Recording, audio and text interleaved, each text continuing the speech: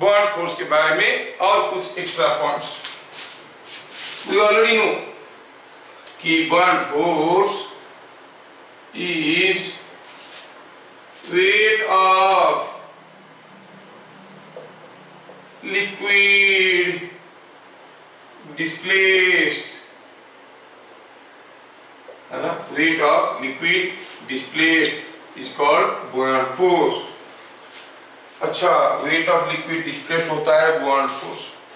अगर buoyant force हुआ weight of the liquid displaced तो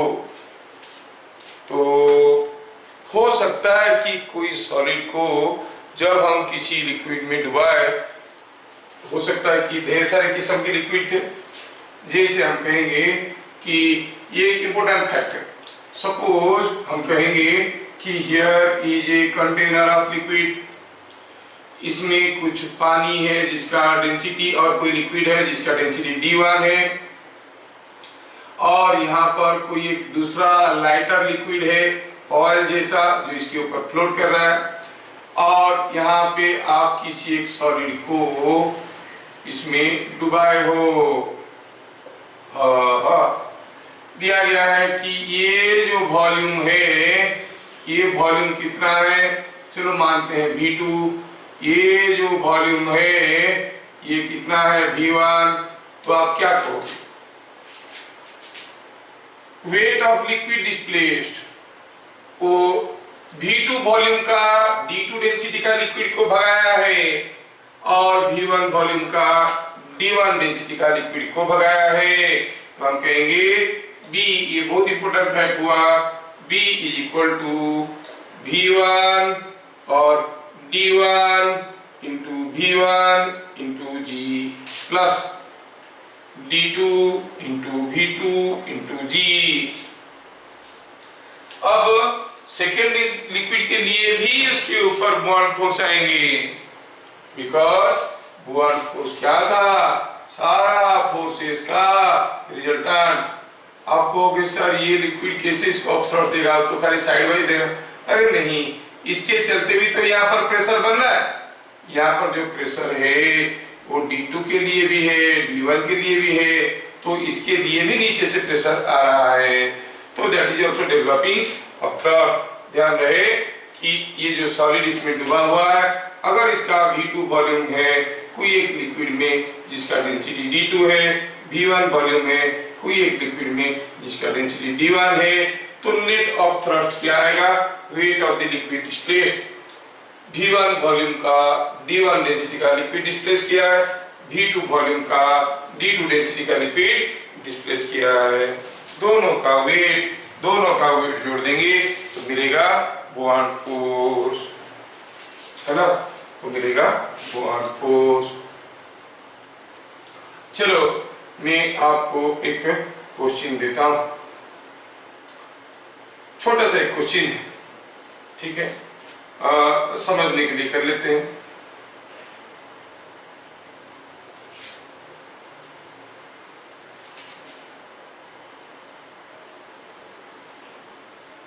In a tank of water density कितना है, 1 ग्राम पर सीसी, एंड केरोसिन डेंसिटी कितना है, 0.8 ग्राम पर CC. A cubical volume is, और cubical mass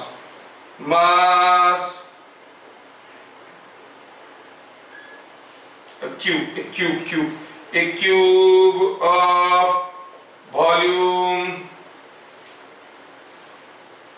200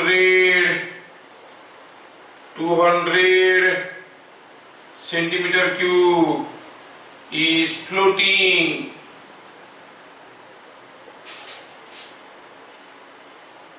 at the interface between two liquids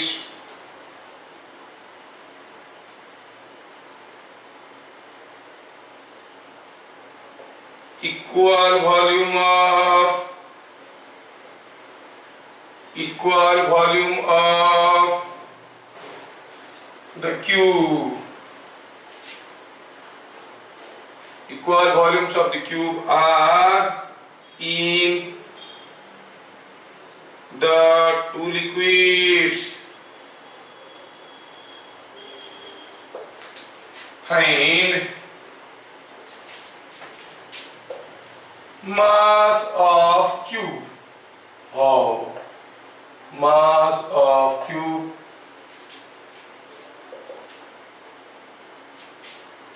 है ना. दूसरा डेंसिटी ऑफ क्यूब, जो क्यूब फ्लोट कर रहा है उसका मास कितना है, डेंसिटी कितना है. थोड़ा क्वेश्चन को ध्यान से देख लीजिए.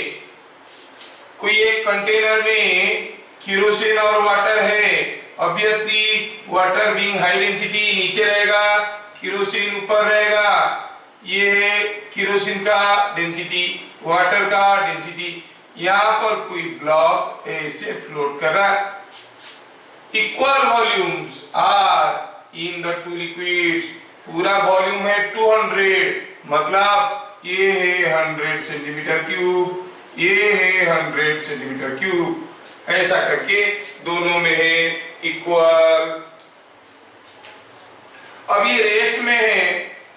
क्यों रेस्ट में है? क्योंकि उसके ऊपर बुआन फोर्स आ रहा है जो कि ऊपर की तरफ है, और उसके ऊपर कुछ वेट आ रहा होगा जो नीचे की तरफ है. दोनों इक्वल एंड अपोजिट हो जाएंगे तो लटका रहेगा. जितना वेट है उतना ही बुआन फोर्स है ना. तो हम क्या कहेंगे हियर, सॉल्यूशन में क्या लिखेंगे, as the cube is at rest. आप क्या कहोगे, weight of cube is equal to buoyant force, that is W is equal to total buoyant force, that is buoyant force due to kerosene, buoyant force due to water. दोनों के लिए buoyant force है. और ऐसा ठीक है. मास, अगर cube का मास m हुआ जो पूछा गया है, तो वेट होता है mg. वेट हो गया mg. Buoyant force due to kerosene. अच्छा, कितना वॉल्यूम का केरोसिन को डिस्प्लेस किया है, 100 सेंटीमीटर क्यूब. नहीं तो वैल्यूज निकाल देते हैं, बाद में देख लेंगे. 100 सेंटीमीटर क्यूब. अच्छा, ऐसा है 100 सेंटीमीटर क्यूब. तो 100 डेंसिटी ऑफ केरोसिन कितना दिया है, डेंसिटी ऑफ केरोसिन. ध्यान रहे, हम यहाँ पे देख लेंगे कि डेंसिटी ऑफ केरोसिन कितना है, 0.8 ग्राम पर सीसी. अगर इसको केजी पर मीटर क्यूब में करेंगे तो 800 KG per metre cube. Density of water 1000 KG per metre cube. और 1 मीटर क्यूब और 1 centimetre cube is equal to 10⁻⁻⁶ metre cube. इतना चीज सबको मालूम है. तो फिर हम कहेंगे ये DK into DK into G, DW into VW into G. DK कितना है, DK DK DK DK 800. DK कितना है, volume of solid in kerosene वो 100 सेंटीमीटर क्यूब. 100 इंटू 10⁻⁻3. मैं सबको मीटर क्यूब में लाने की कोशिश कर रहा हूं. इंटू जी कितना है, वो तो 10 है. प्लस इसके लिए डीडब्ल्यू 1000, और उसके लिए भी तो वॉल्यूम वही है 10⁻⁻3 इंटू 10. सिंप्लीफाई करें, क्या हो जाएगा, 1 2 3 4 5. तो ये तो आपस में खा गए. 110 10⁻³ मिल गया 800, और ये भी आपस में खा गए, मिल गया 1000. So it is 1800 newton. It is 1800 newton. ठीक है, 1800 न्यूटन है। Weight is 1800 newton. इसका मतलब mg is equal to 1800 newton. तो m कितना हो जाएगा, g डिवाइड करो, g तो 10 है, डिवाइड कर दोगे तो 180 kg। तो mass of the block is 180 kg। Mass of the block is 180 kg। Density पूछा है, मास बाई वॉल्यूम कर लीजिए, आपको डेंसिटी मिल जाएगा। डेंसिटी बहुत इजीली आप निकाल सकते हो। मैं तो यहाँ पे -6 करना चाहिए, गड़बड़ ऐसे लिख दिया हूँ।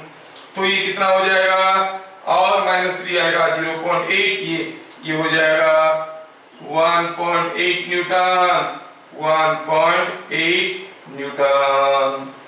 अभी हिसाब करो, बन गया 1.8 न्यूटन। गलती से -3 लिख दिया था। अगर ये 1.8 न्यूटन हो गया तो क्या मिलेगा, mg is equal to 1.8 newton. मतलब मास कितना है, g डिवाइड कर दो, 0.18 kg। 0.18 kg, देख रहे हो, ये 0.18 kg है। अभी अगर आपको डेंसिटी पूछा गया तो कैसे निकालोगे, मास बाई वॉल्यूम। ठीक है, मास बाई वॉल्यूम निकालोगे तो आपको मिल जाएगा 0.9 ग्राम पर सीसी। ठीक है, तो क्या देख रहे हैं कि जब भी कोई फोर्स किसी बॉडी के ऊपर आता है, फोर्स के बारे में क्या क्या चीज जानना जरूरी है, to know the effect of force on the body. अगर यहाँ पर कोई एक बॉडी है, उसके ऊपर 10 न्यूटन देंगे या 100 न्यूटन देंगे, accordingly their motions will be different. So magnitude matters. Force आ रहा है, कैसा होगा मोशन, आप पूछोगे बताओ मैग्नीट्यूड तो बताओ। अच्छा, दूसरा हुआ, अगर मान लो सेम मैग्नीट्यूड की भी फोर्स दिए, अगर ऐसा दिए या फिर ऐसा दिए, तो again direction of motion will be different. पहला केस में इधर जाएगा, ये इधर जाएगा। मतलब फोर्स का बॉडी के ऊपर क्या इफेक्ट आएगा जानने के लिए you need to know the direction of force. तीसरा, the most important, usually everyone ignores, that is suppose ये कोई एक बॉडी रखा हुआ है, इस बॉडी के ऊपर अगर मैं यहाँ पर 10 न्यूटन फोर्स दूंगा, यहाँ पर 10 न्यूटन फोर्स दूंगा, तो आप देखोगे दोनों फोर्स का मैग्नीट्यूड बराबर है, डायरेक्शन भी बराबर है। यहाँ पर डायरेक्शन बराबर था, मैग्नीट्यूड अलग था। यहाँ पर मैग्नीट्यूड बराबर था, डायरेक्शन अलग था। यहाँ पर डायरेक्शन भी बराबर है, मैग्नीट्यूड भी बराबर है, फिर भी मोशन अलग होगा, क्योंकि इस केस में ये ऐसे मूव करेगा, तो इस केस में ये ऐसे मूव करेगा। So what matters, where it is applied, the point of application, that matters. ठीक है, आप मान लो आपकी कोई दोस्त आपको मारा, आप टीचर को कंप्लेन किए, टीचर बोली तुम भी उसको मार सकते हो, लेकिन ये नहीं बताया कि कहां पर मार सकते हो। उतनी जोर से कहीं पे मार दोगे तो इक्वल दर्द होगा क्या, effect will be something different. मुंह पे मार दिया तो खून निकल के आएगा, पेट पे मार दिया तो और क्या निकल के आएगा, है कि, और शोल्डर पे मार दिया तो कुछ नहीं होगा उसका। तो पॉइंट ऑफ एप्लीकेशन मैटर्स। कहने का मतलब है कोई फोर्स के बारे में सब कुछ जानने के लिए, फोर्स का इफेक्ट के बारे में सब कुछ जानने के लिए हमें फोर्स का मैग्नीट्यूड, डायरेक्शन और पॉइंट ऑफ एप्लीकेशन जानना जरूरी है। अभी हम लोग बात कर रहे थे बुआंट फोर्स का। मैग्नीट्यूड क्या होता है वो तो समझ में आ चुका है, क्या होता है, DLVS into G। डायरेक्शन क्या होता है और किस पॉइंट में एक्ट करता है। सर डायरेक्शन तो अपवर्ड होता है ना, अपवर्ड होता है, अरे नहीं, वो ऐसे आपकी बुक में लिखा है, तो दिखेंगे अभी।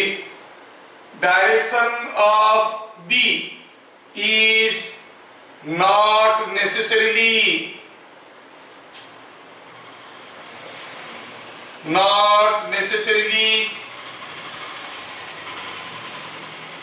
upward, It depends on how solid is immersed. For example, ये कोई एक लिक्विड कंटेनर है, किसी सॉलिड को आप डुबाए हो, ऑब्वियसली यहाँ पर बी कैसा होगा, अपवर्ड होगा, इसलिए हम बी को अपथ्रस्ट कहते हैं, ठीक है। अच्छा, सपोज हम कहेंगे कोई कंटेनर ऐसा है और यहाँ पर एक होल करके आप एक लकड़ी को ऐसे घुसा देते हो अंदर, क्या होगा? मान लो कि ये 3 बार है, इतना पतला है कि ये दोनों पॉइंट के बीच में गैप ज्यादा नहीं है। There is no pressure difference, much pressure difference between these 2 points. अच्छा, तो सोचो तो ऐसे डाल दिए तो यहाँ पे कुछ फोर्स आएगा, यहाँ पे कुछ फोर्स आएगा और यहाँ पे कुछ फोर्स आएगा। Result of all this forces is buoyant force. होगा क्या? ये इसको पुश करके बाहर निकाल देगा। कोई मटकी में अगर एक छोटा सा होल है, आप कुछ चीज डाल के रखो, उसको पुश करके बाहर निकाल रहा है, आप कहोगे इस केस में बुआयांट फोर्स तो ऐसे हो गया। नहीं, suppose I change the case, here is a container of liquid, मैं एक थर्मोकूल का पीस लेता हूं और इसको डालता हूं, ऐसे डाल के छोड़ दूंगा, क्या लगता है आपको ये निकल के ऊपर आ जाएगा और इसे फ्लोट करेगा? नहीं, क्योंकि इसके ऊपर जितने फोर्स आ रहे हैं वो सारे फोर्सेस का रिजल्टेंट डाउनवर्ड है। बुआयांट फोर्स अपवर्ड हो सकता है, डाउनवर्ड हो सकता है, साइडवेज हो सकता है। और कोई सॉलिड कोई लिक्विड में डूबा तो उसके ऊपर बुआयांट फोर्स आएगा, कोई जरूरी नहीं है। I am giving you one more case, here is some container of liquid. अब मैं इसके अंदर से यहाँ पे एक होल बना के इसके अंदर से ऐसा एक चीज डाल दिया रॉड को, ये रॉड अभी इसके अंदर से पास करके जा रहा है। अब देखो तो इसके ऊपर जो फोर्सेस आएंगे वो इधर से आएंगे, ना ऊपर से ना नीचे से, और जितने फोर्सेस से आएंगे तो सारा फोर्स एक दूसरे को कैंसिल कर जाएंगे। What is the buoyant force? 0, though it is displacing some amount of liquid, yet buoyant force is 0. Why? Because buoyant force is the resultant of all forces exerted by the liquid on the immersed solid. यहाँ पर जितने force आ रहे सो एक दूसरे को cancel कर रहे हैं, तो बुआयांट फोर्स क्या हो गया? 0। इसलिए बुआयांट फोर्स को अपथ्रस्ट बच्चे वाले लोग कह देते हैं, छोटे छोटे लोग कह देते हैं, लोअर क्लासेस में पढ़ाया जाता है। पर buoyant force is not necessarily upthrust. हाँ, उसको अगर ऊपर से डुबाएंगे it will behave like a upthrust, बाकी सारा केस में ये अपथ्रस्ट नहीं है। लेकिन अब तक हम लोग जितना देखे उससे एक चीज समझ में आया कि buoyant force is the net force exerted by the fluid on the solid, on the immersed solid. That net force may be upward, you call it upthrust, may be sideways, may be downward, may be 0. So it all depends how the solid is immersed. But at what point it acts? So next point was the buoyant force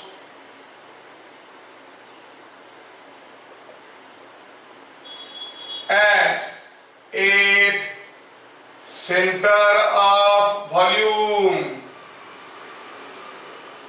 of immersed solid।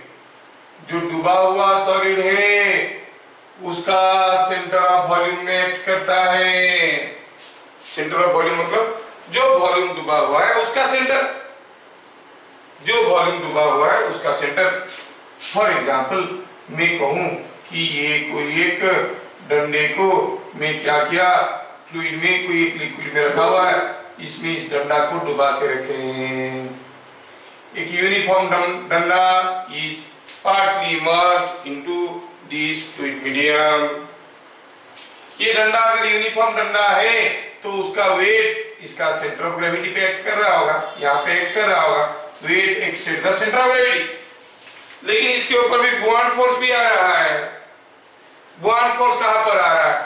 जो volume डूबा हुआ है, ये volume डूबा हुआ है, ये डूबा हुआ वॉल्यूम का सेंटर यहाँ पे होगा, तो buoyant force is acting here. Remember, the buoyant force acts at the center of the volume immersed। तो जो सॉलिड का वॉल्यूम डूबा हुआ है उस वॉल्यूम का सेंटर में भी एक्ट करेगा, सेंटर में भी एक्ट करेगा। कितना इंटरेस्टिंग है, देख लो। वेट कहाँ एक्ट करेगा? इसको हम कहेंगे सेंटर ऑफ वॉल्यूम। ये पॉइंट को क्या कहेंगे? Centre of volume. इसको क्या कहते हैं? सेंटर ऑफ मास और centre of gravity. Centre of gravity में एक्ट कर रहा है वेट, सेंटर ऑफ वॉल्यूम में एक्ट कर रहा है ये बुआंट फोर्स। समझ में आया? Buoyant force acts at the centre of volume. ये चीज आपको समझ में आना चाहिए। अब सोचो just for sake of example, मैं मान लो कि कोई एक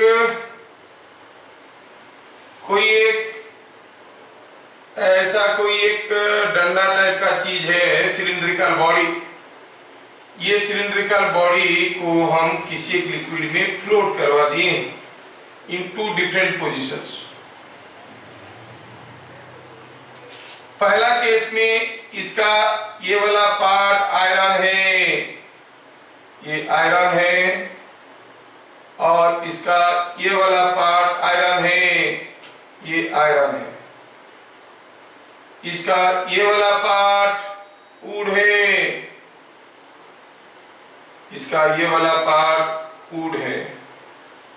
अब ये दोनों इसमें फ्लोट कर रहे हैं। This is would. दोनों हल्के फुल्के आराम से फ्लोट कर रहे हैं।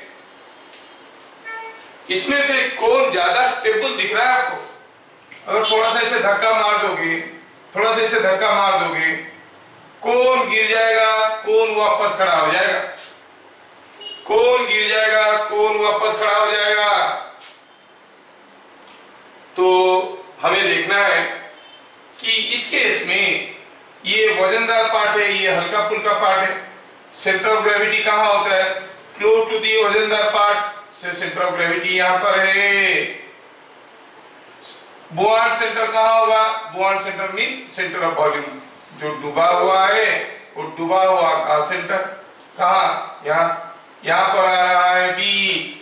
तो बी इज एक्टिंग हियर, ध्यान से देखना। B is acting here, W is acting here, है ना? फिगर काफी छोटा हो गया, आपको समझने में थोड़ा डिफिकल्ट होगा। मैं इसको भेज देता हूं, फिर करता हूं।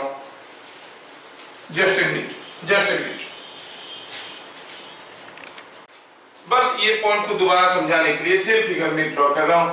ये कोई एक टैंक है, इसमें कोई एक लिक्विड है, इसमें कोई एक बार ऐसे झूल रहा है। ये बार का ऊपर वाला पार्ट आयरन का है, ये आयरन है, और ये बार ऐसे झूल रहा है या फिर फ्लोट कर रहा है। इसका निचला हिस्सा आयरन है और ये वाटर है, ये वुड है। कौन? ये और ये। हम जानना चाहते हैं कि which one is more stable। ठीक है, हम बात कर रहे हैं stable flotation. It's an example for this. ठीक है, आप कहोगे स्टेबल कब होगा? अगर हम पहले वाले केस को देखेंगे, ये आयरन है तो centre of gravity must be close to the iron. Here must be center of gravity, and the weight of the body acts at the center of gravity downward. And where is the buoyant force? Buoyant center of the immersed solid। ये जो volume डूबा हुआ है उसका centre कुछ यहाँ पे होगा।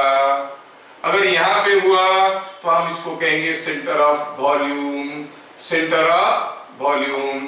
अगर सेंटर ऑफ वॉल्यूम ये हुआ तो बुआंट फोर्स कैसे आएगा, कैसे आएगा? इस केस में सेंटर ऑफ ग्रेविटी हियर, क्योंकि आयरन के आसपास होगा, हेवियर के पास होता है सेंटर ऑफ ग्रेविटी, और weight is acting down. Buoyant force कहां पर होगा? सेंटर ऑफ वॉल्यूम में। ये सेंटर ऑफ वॉल्यूम है, ये सेंटर ऑफ ग्रेविटी है, बुआंट फोर्स ऐसे एक्ट कर रहा है। चलो दोनों में क्या अंतर है देखते हैं।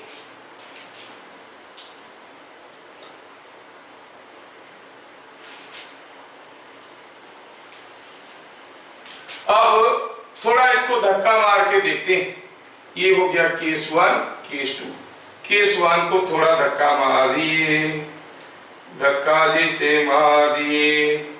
अब वेट कहाँ पे एक्ट कर रहा था? यहाँ पे वेट है ऐसे, और बुआंट फोर्स कहाँ पे एक्ट कर रहा था? यहाँ पे। ये हो गया ऐसे।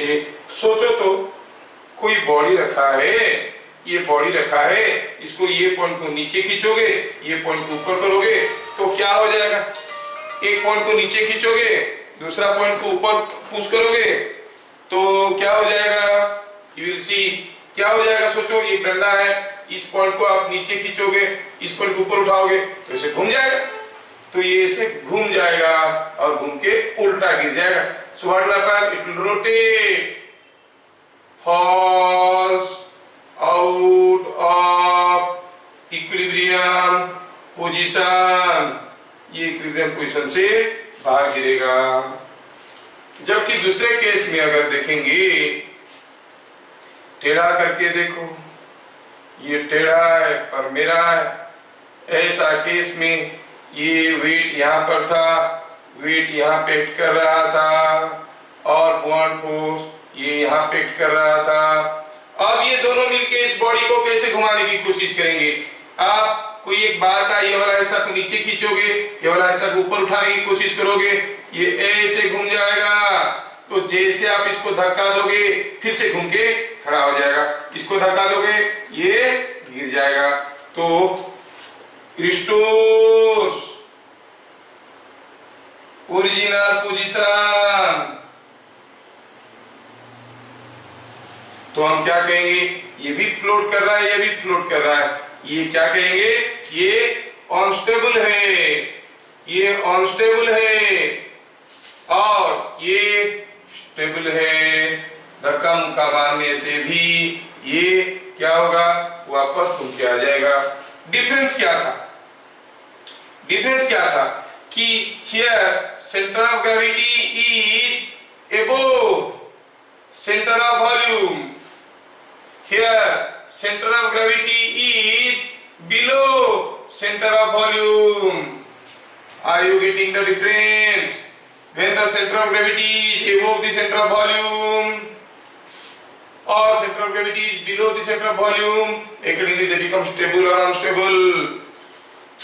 जब जहाज जाता है पानी में, वो क्या करते हैं? उसका बेसमेंट में कोल और आयरन ओर्स वो सब भर देते हैं, ताकि निचला हिस्सा वजनदार बन जाए। निचला हिस्सा वजनदार बन जाएगा तो जहाज का सेंटर ऑफ ग्रेविटी नीचे की तरफ आ जाएगा, और ऊपर वाला हिस्सा हल्का है तो क्या होगा? स्टेबल रहेगा। हवा आएगा तो हिलेगा और खड़ा हो जाएगा। अगर निचला हिस्सा कुछ नहीं भरे, खाली है, जब सारे लोग जहाज के डेक पे आ जाएंगे, सारा मास ऊपर आ गया, centre of gravity goes above the centre of volume, अब हवा आया, टाइटैनिक बन जाएगा। अब तो जानते हो, है ना? अब सारा लोग अगर जहाज के ऊपर आके खड़े होकर ठंडी हवा खा रहे हैं और जहाज के नीचे कुछ है नहीं, तो आप कहोगे सेंटर ऑफ ग्रेविटी यहाँ पर आ गया है, जबकि बुआंट सेंटर ऑफ वॉल्यूम यहाँ पर आ गया है। केस ऐसा है, जब तक चल रहा है ठीक है, हवा आया तो फिर सारे गए डूब पानी में। इसलिए हम लोग क्या करते हैं? यहाँ पे जहाज में बेसमेंट में ढेर सारे वजनदार चीज भर देते हैं, आयरन ओर, कोल, सॉल्ट, ऐसा हल्का फुल्का चीज भर देते हैं ताकि ये पार्ट हेवियर होने के कारण सेंटर ऑफ ग्रेविटी निचला हिस्सा यहाँ पर आ जाएगा।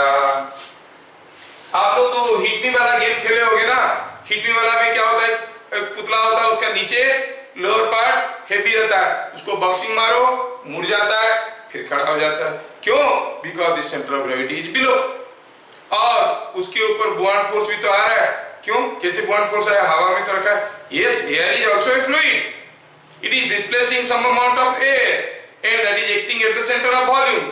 तो सेंटर ऑफ बुआंट और centre of volume is above the centre of gravity. आप अगर देखना चाहते हो तो हिटनी वाला को खरीदो और देखो, उसका बेस में कुछ वजनदार चीज दे दिया है, जितना धक्का मारो फिर खड़ा हो जाता, जितना धक्का मारो फिर खड़ा हो जाता है कि नहीं?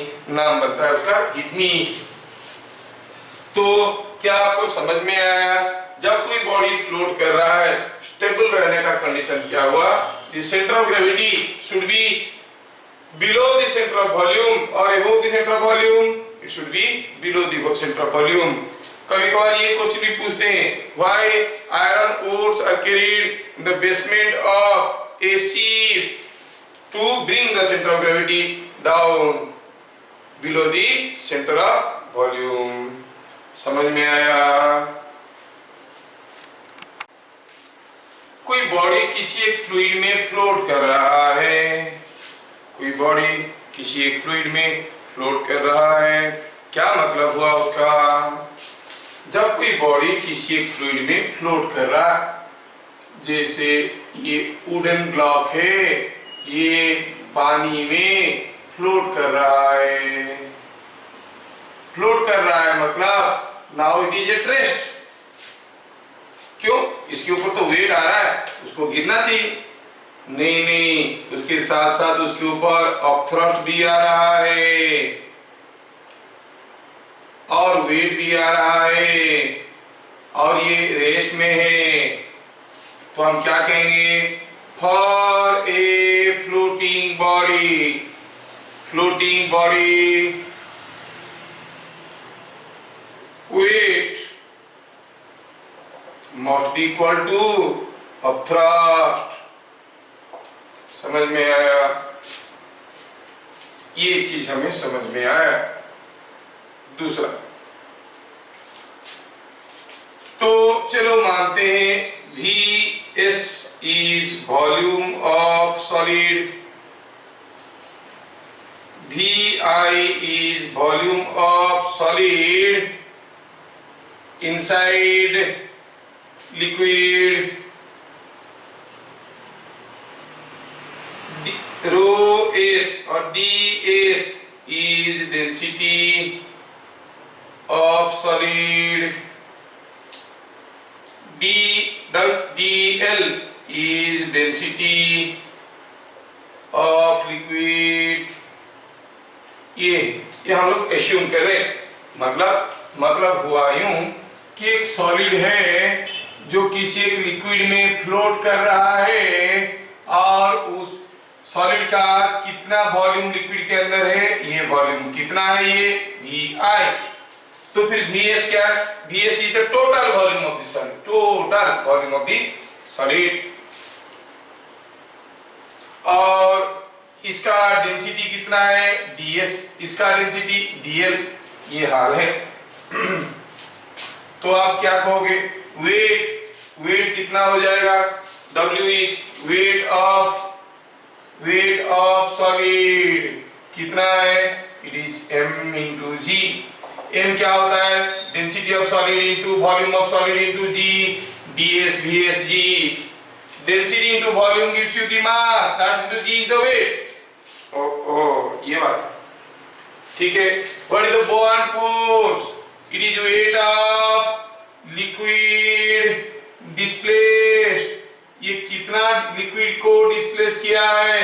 जितना अंदर घुसा है। कितना अंदर घुसा है? vi, so it is dl vi into g।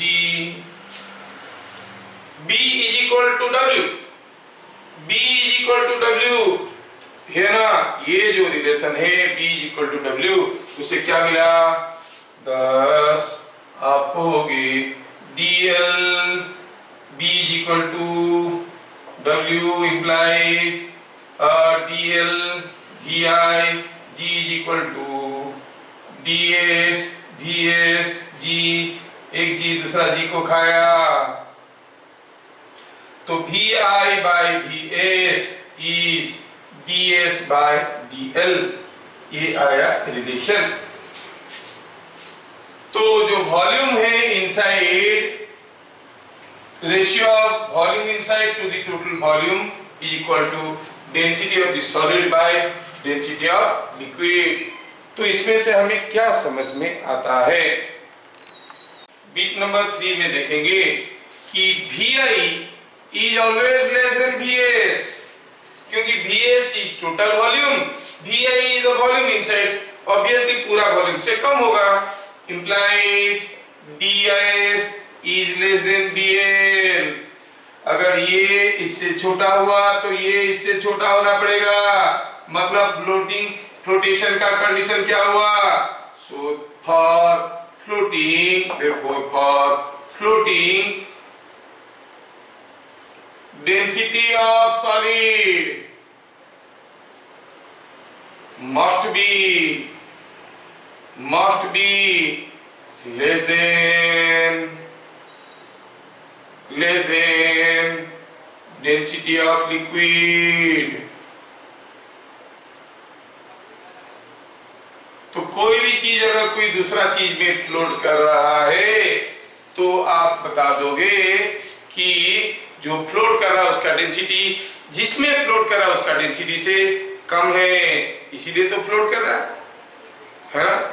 आपको थोड़ा सा पानी दिया गया, थोड़ा सा ऑयल दिया गया और दो बीकर में दिया गया, पूछा गया बताओ किसका डेंसिटी ज्यादा है। आप थोड़ा सा पानी उठा के लो, चम्मच में ऑयल वाले बीकर पे डाल, देखोगे डूब गया अंदर, पानी नीचे है, मतलब पानी का डेंसिटी पानी ऑयल में फ्लोट नहीं करता है।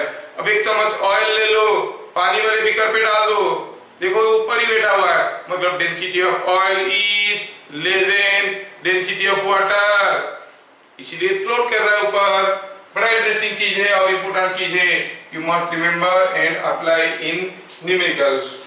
तो कोई बॉडी फ्लोट करेगा कब? जब उसका डेंसिटी क्या होता है? लिक्विड का डेंसिटी से कम होता है, तभी वो फ्लोट करता है।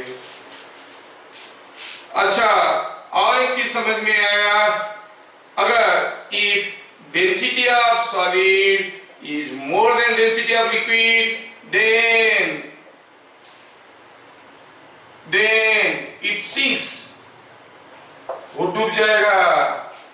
कोई सॉलिड का डेंसिटी अगर लिक्विड का डेंसिटी से ज्यादा हुआ तो वो डूब जाएगा, क्योंकि उसके लिए vi vs से ज्यादा कैसे हो सकता है?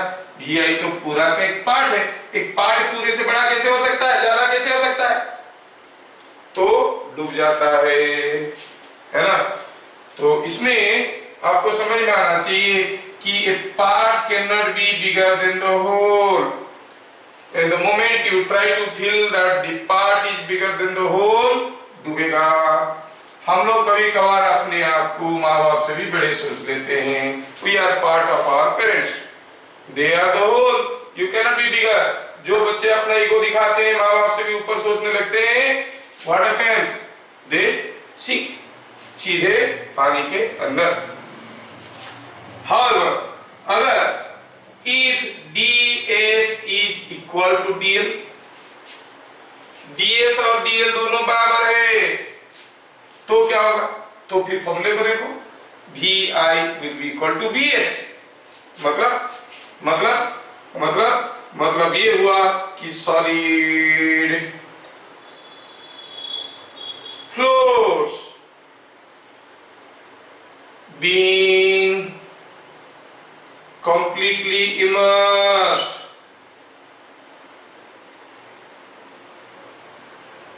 मतलब अगर ऐसा कोई सॉलिड जिसका डेंसिटी लिक्विड के साथ बराबर है और लिक्विड में डाल दोगे, वो फ्लोट तो करेगा लेकिन पूरा डूबा हुआ मिलेगा। vi will be equal to vs, ये ऐसा मिलेगा कि फिर solid is floating like this, मतलब the density of solid, density of liquid is same. If it is floating like this, density of solid, density of liquid में difference है, ds is less. और अगर ds ज्यादा हुआ तो solid नीचे पाया जाएगा, it will sink into the material, sink into the liquid. तो कोई solid जब किसी एक liquid में float करता है, पहला condition क्या हुआ? Its weight is counterbalanced by, nullified by, compensated by the buoyant force, है ना? और float करने का condition क्या हुआ?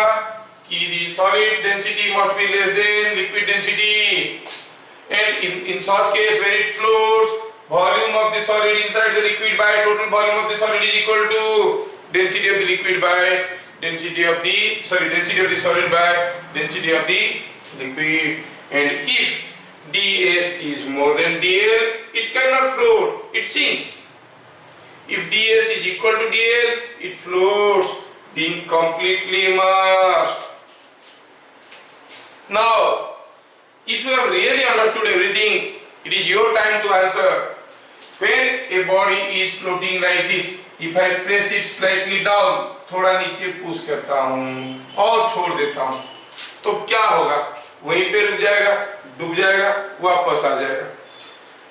तो यहाँ पर हम देख रहे हैं कि इसका b और वेट बराबर है, b जितना है वेट उतना ही है, बराबर है, इसलिए फ्लोट कर रहा है। मैं प्रेस करके छोड़ दिया, छोड़ने से वेट जो था वही रहा, लेकिन ज्यादा डूब गया है तो बुआंट फोर्स ज्यादा हो गया। b will be more, weight will be less. What will happen? It will push it back. What will happen?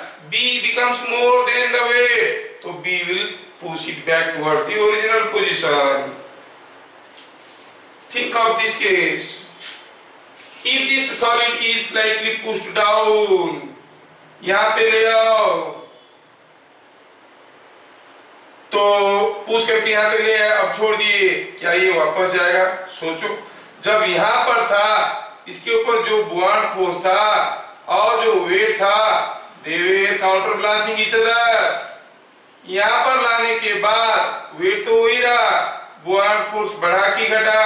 अरे बुआंट फोर्स तो डिपेंड करता है वॉल्यूम ऑफ लिक्विड डिस्प्लेस्ड के ऊपर, volume of solid inside the liquid के ऊपर। यहाँ पर जितना वॉल्यूम था सॉलिड का इनसाइड लिक्विड, यहाँ पर उतना ही वॉल्यूम है सॉलिड का inside the liquid, means b also remain same. यहाँ पर bw कैंसिल होकर नेट जीरो हो रहा था, यहाँ पर भी जीरो होगा, मतलब इसको खींच के कहीं भी छोड़ दो वही लटक जाएगा, ना ऊपर जाएगा ना डूबेगा। You can place this block anywhere in the liquid, जबकि इसको दबा के छोड़ो फिर वापस आ जा रहा है। क्या आपको सारा मैजिक समझ में आ रहा है?